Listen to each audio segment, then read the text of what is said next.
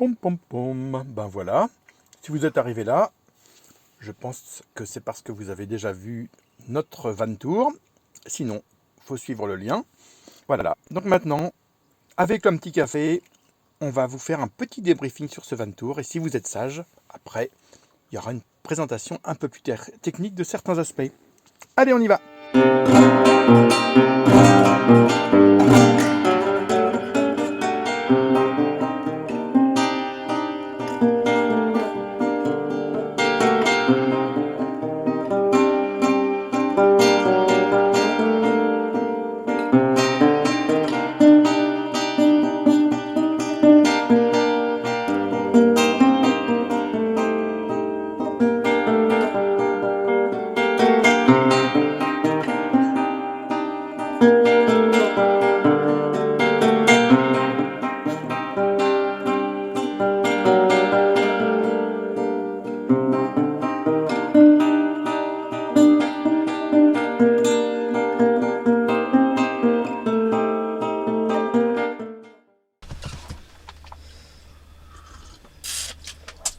Voilà, on a été un petit peu plus loin, on a roulé un petit peu, on a déjeuné, on a pris un petit café. On le prend avec vous parce qu'on est sympa.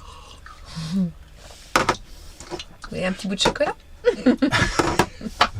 Moi oui. Mais alors qu'est-ce que tu en penses de ce camion, toi? Moi je trouve... De ce fourgon, enfin de ce Max, quoi. Je le trouve au top, il est parfait, c'est le meilleur. Non franchement... Tu parles de ton Max ou de ton mari? Mon mari est jaloux de Max. Je le trouve vraiment super. Il n'y a rien qui me déplaît vraiment. La longueur est parfaite. La porte transversale, comme j'ai dit tout à l'heure, est parfaite. Les fenêtres, la lumière, les rangements. Ni trop grand, ni trop petit. Vraiment, si j'avais vraiment une toute petite chose à trouver, mais vraiment une toute petite, c'est que les placards sont petits. Vraiment. C'est-à-dire que je pense que... Et puis ils sont arrondis au fond, donc en fait ça réduit la capacité. Mais c'est pas très grave. Ça oblige encore plus à être minimaliste. Et moi ça me gêne pas, voilà. Ça me gêne pas plus que ça. Il est parfait. Besoin de rien d'autre. Je confirme, il est parfait. Besoin de rien d'autre. On est vraiment très bien dedans. Il est un petit peu long dans les manœuvres. 6,36 m, mais bon, on s'habitue. C'est un choix aussi. C'est un choix, c'est ce qui nous a permis d'avoir un vrai lit dans la longueur. Un lit, on dit longitudinal. Et l'avantage, c'est que quand on doit se lever au milieu de la nuit, on n'est pas obligé d'enjamber l'autre, de le réveiller. On peut sortir un peu plus discrètement. Et puis, on est deux quand même dans le fourgon, donc c'est déjà petit. Moi, j'avais pas envie de plus petit, quoi. Voilà. Et puis, il y a toute notre vie dedans, il y a toutes nos affaires. Donc, il fallait quand même... Voilà, on a réduit, mais quand même. Il n'est pas très large à l'intérieur, c'est vrai, mais pas large non plus à l'extérieur. Et ça, c'est très important quand il faut se garer, quand il faut rentrer dans un petit village avec des rues et allées étroites. Nous, on peut passer. Donc ça, c'est vraiment super bien. Il y a quand même des points, moi, je trouve, qui seraient à améliorer, notamment en termes d'électricité. Pour tout vous dire, sous le siège on a une batterie de 100 ampères-heure et puis un panneau solaire de 100 watts, enfin c'est 100 ou 120, je me rappelle plus les deux. Pas très important, et ça nous fait une autonomie un petit peu juste. Quand on veut utiliser certains accessoires comme l'écran d'ordinateur ou l'ordinateur, on est obligé d'utiliser une batterie externe que voici de chez EcoFlow, là qui est la version River de chez EcoFlow, qu'on met à recharger et qui tient sur un écran. Ça va prendre 10% par heure, donc c'est pas horrible. Par contre, pour la recharge d'un ordinateur, c'est un peu plus dur. Chaque recharge d'ordinateur complète doit prendre à peu près un tiers de la batterie, ce qui fait que ça va quand même assez vite. Et puis on a quand même une limite de recharge de la batterie cellule, puisque comme je sais pas si vous savez, mais dans un camping-car on a la batterie du fourgon qui permet de démarrer le moteur, d'allumer les phares, etc.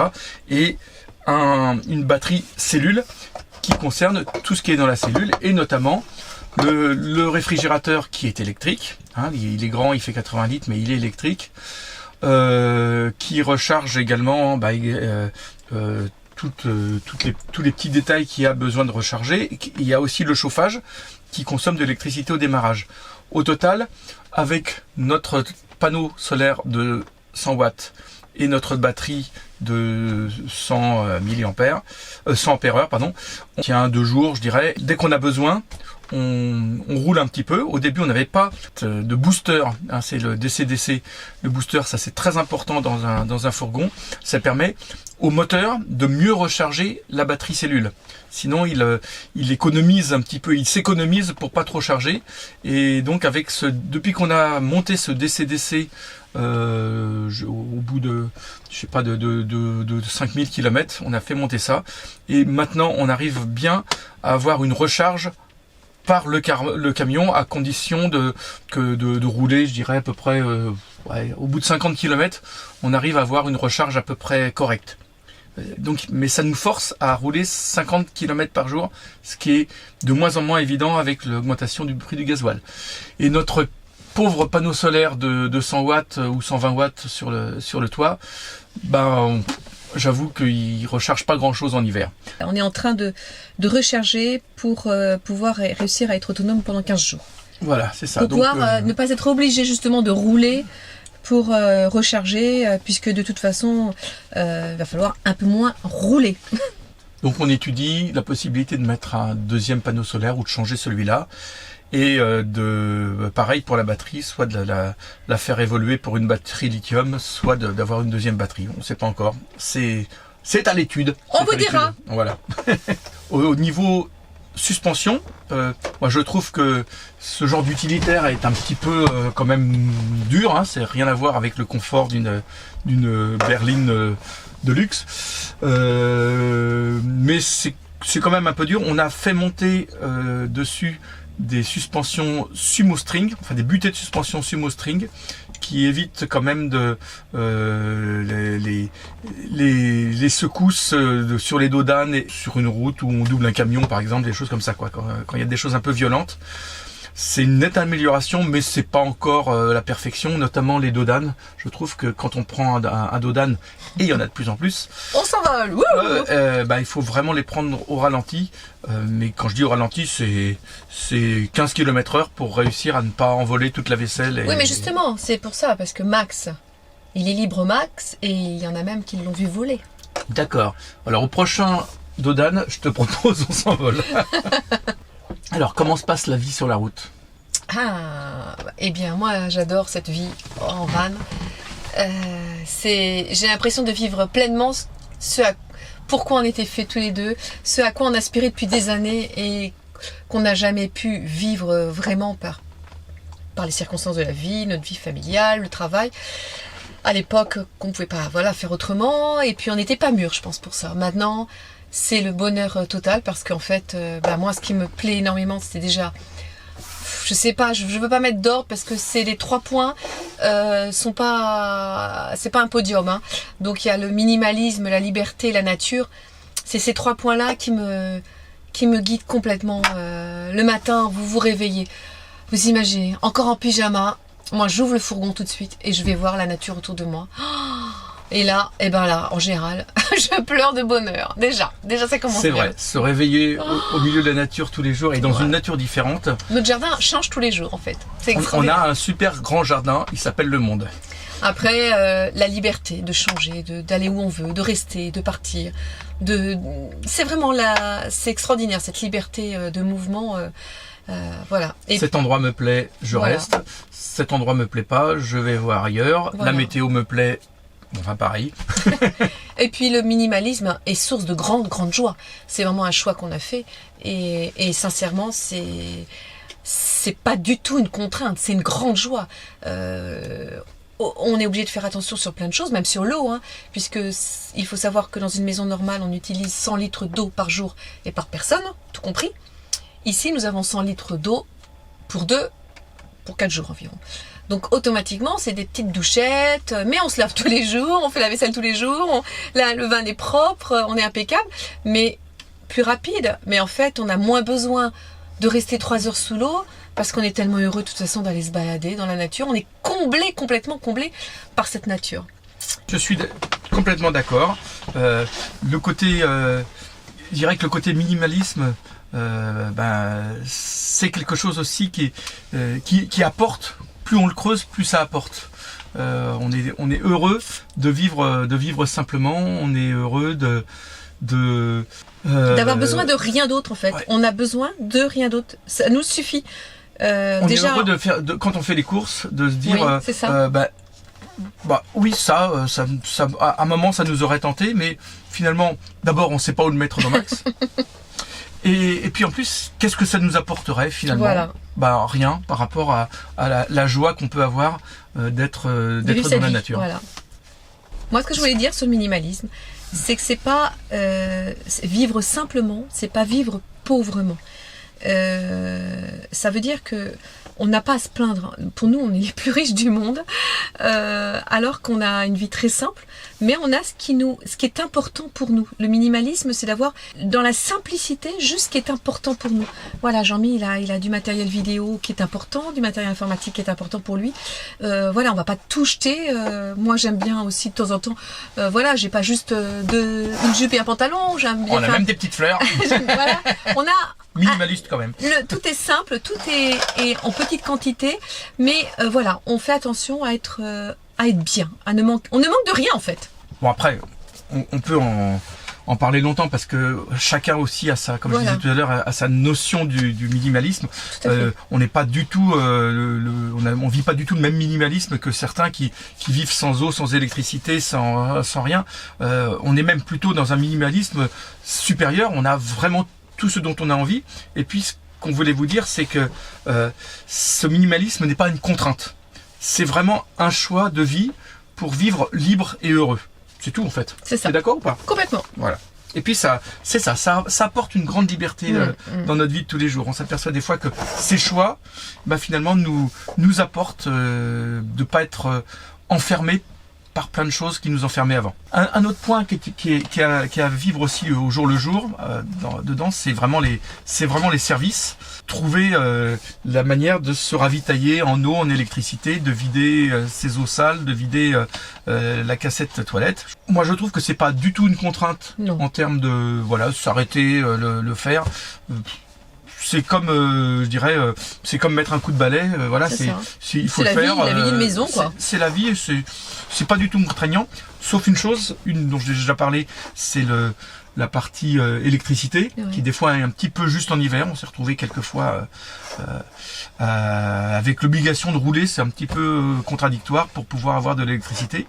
Et deuxièmement, au niveau de l'eau, l'hiver a été un peu dur. Là, on arrive à la fin de l'hiver et on a vécu les moments les plus durs, mais le nombre de fois où les points d'eau qui sont pourtant faits pour les camping-cars sont fermés en hiver pour cause de gel. Je dirais que l'hiver, il y en a 3 sur 4 qui sont fermés pour cause de gel, et ça nous pose vraiment des problèmes pour nous ravitailler, parce que l'eau, on en a vraiment besoin. Mais c'est un défi. On s'est fait un défi. Voilà. À chaque fois de se dire allez, on est arrivé au bout.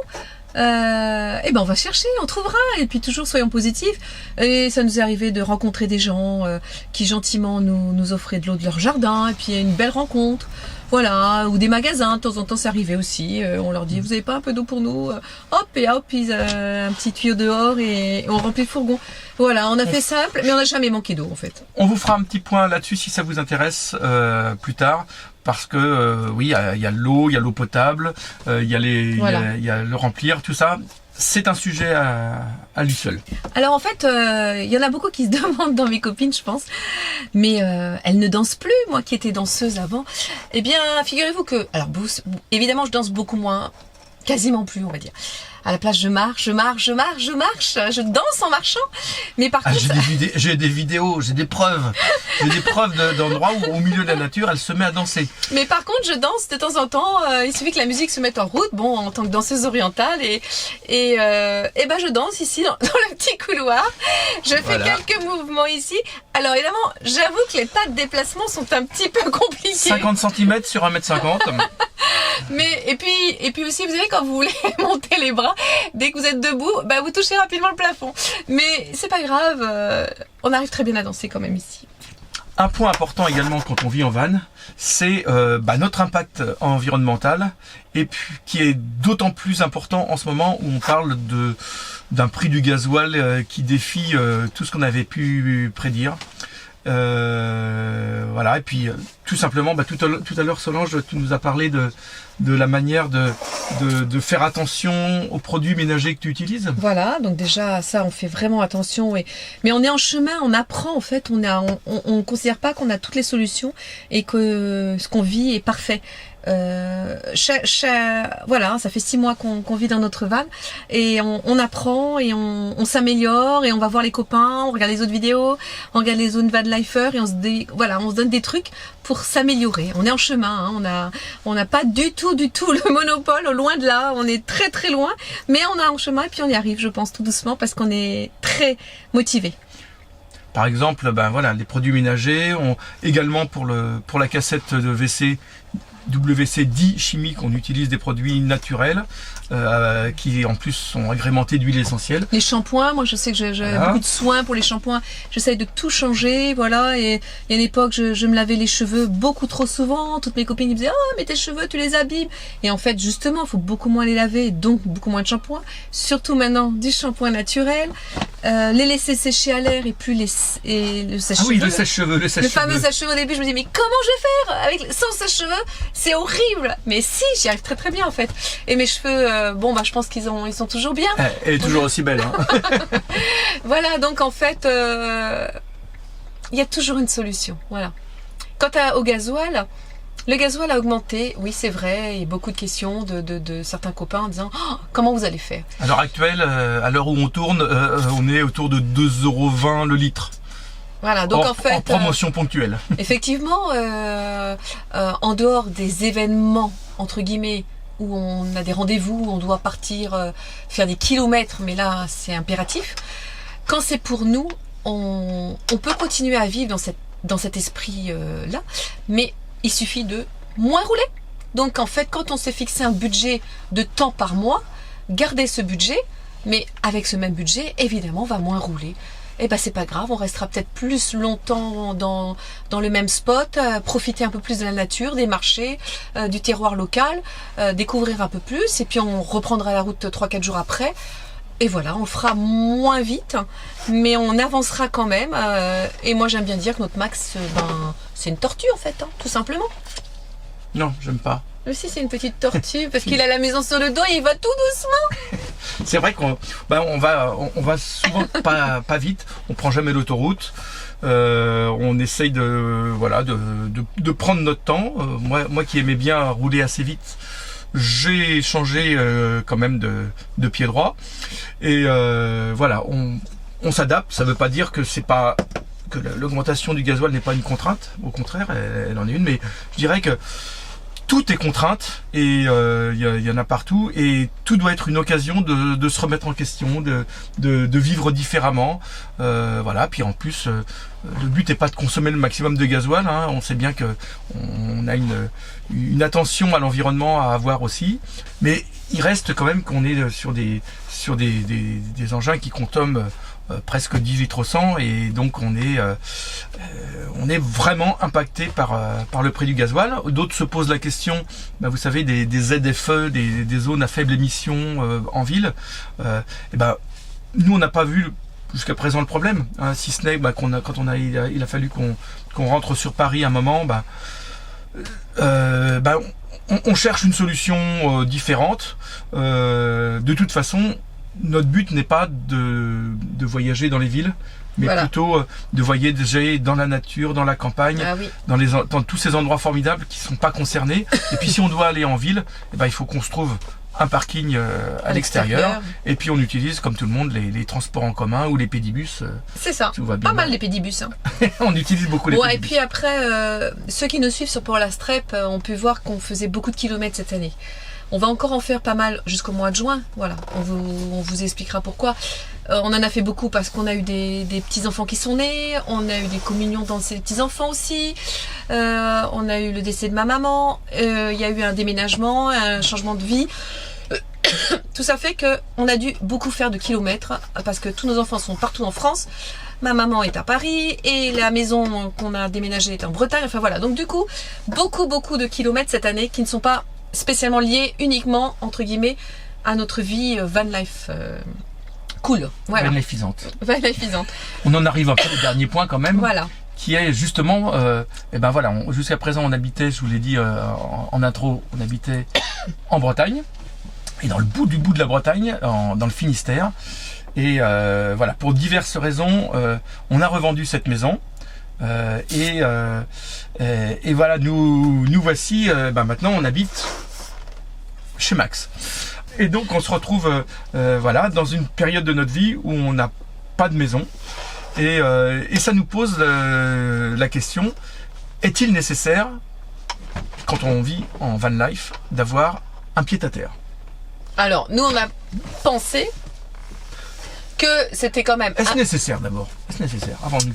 Alors, je pense que ce n'est pas indispensable. Franchement, c'est pas indispensable. Et puis, on s'est dit, c'est peut-être quand même une sécurité d'avoir un petit pied-à-terre au cas où. Au cas où on n'est pas à l'abri d'un pépin de santé, voilà. Puis il y a des pépins de santé qui peuvent se régler dans Max et d'autres non.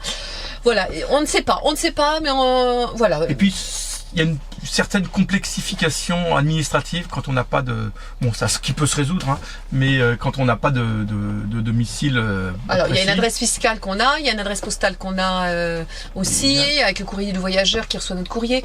Voilà, tout a été organisé pour notre vie nomade, mais finalement, on va quand même opter pour un petit pied-à-terre qu'on aura dans quelques mois, qui reste dans la même optique de minimalisme nature. Alors, pas liberté, parce que le but, c'est de pas de la déplacer, justement, puisqu'il y aura déjà Max qui va se déplacer. Mais donc, on va faire l'option certainement d'une petite tiny house. Voilà. C'est notre option privilégiée. C'est ce qui explique également qu'on voyage beaucoup, parce que notre projet, il doit se concrétiser. On a bien avancé sur ce projet. On a une bonne idée d'un constructeur de tiny house qui nous fournirait quelque chose qui nous irait bien. Et donc, cette tiny house, on aimerait qu'elle ressemble en partie à Max, pour être elle aussi respectueuse le plus possible de l'environnement, elle aussi qu'elle puisse être en partie autonome, hein. Donc ça, c'est toute une recherche, parce que c'est bien beau l'autonomie, c'est des belles phrases, mais ça a un coût qu'on n'est pas sûr de pouvoir assumer. Mais en tout cas, c'est un projet encore formidable, un projet de liberté et de minimalisme qui va nous occuper encore quelques bons mois. Voilà. Et ben maintenant on va vous laisser, parce que nous on va aller se balader. On va repartir en randonnée, parce que c'est quand même le principal de nos journées, faut reconnaître. Voilà, une journée sans randonnée est une journée perdue. Et une journée flinguée. Dommage. Gros bisous.